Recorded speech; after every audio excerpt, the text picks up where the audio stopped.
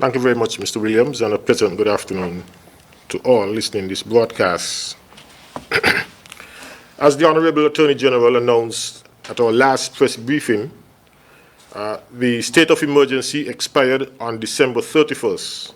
This means that no new COVID-19 emergency regulations will be published.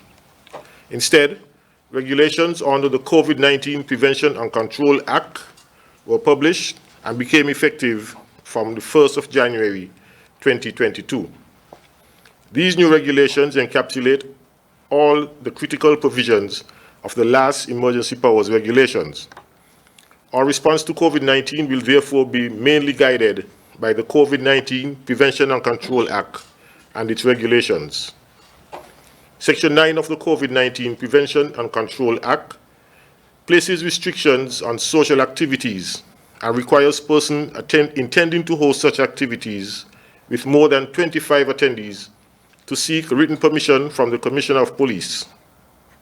Activities requiring permission include private parties, banquets, balls, receptions, meetings, and any other type of social event. With an average of almost 200 new COVID-19 cases daily, we can appreciate the need to limit the type of social activities that will promote the spread of the virus.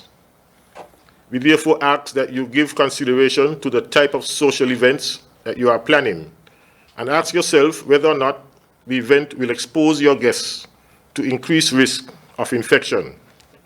And if so, adjust your plans. Section 12 of the Act permits anyone to visit a public beach, but only for the purpose of swimming or exercise. There should be no picnics, beach parties, or other gatherings on the beach.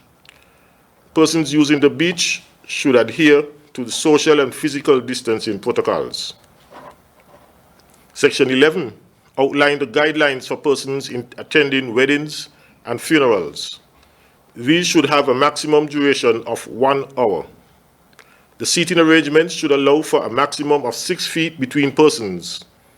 Distance markers should be placed to indicate where each person should sit. The total number of persons permitted to attend inside of the building is 1 person for every 30 square feet. In other words, the larger the building, the more persons will be permitted inside. Persons attending these events should adhere to all the other protocols, wearing a face mask and the practice of good hand hygiene. Bars and restaurants are permitted to operate for the purpose of food takeaway services as well as in-dining services and for the sale of liquor in accordance with the liquor license. Persons patronizing these establishments should adhere to the physical and social distancing protocols, hygiene protocols, and the wearing of face masks covering the nose and mouth, except when eating or drinking. And this also applies to the staff. Section 10.4 makes provision for churches. All religious places of instructions or worship may open in accordance with the provisions of this Act and any other conditions or directives given by the National COVID-19 Task Force.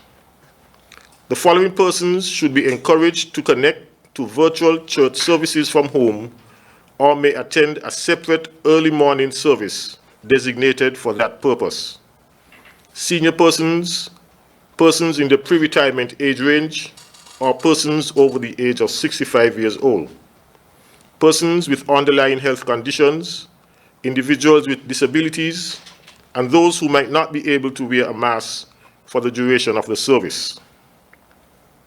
In closing, I want to make a special appeal to everyone in light of the current wave of COVID-19 infections that you make every effort to adhere to all the prevention guidelines outlined earlier in my presentation and to curtail your social activities, those who plan them and those who attend, especially those activities where social and physical distancing protocols are difficult to adhere to. Thank you.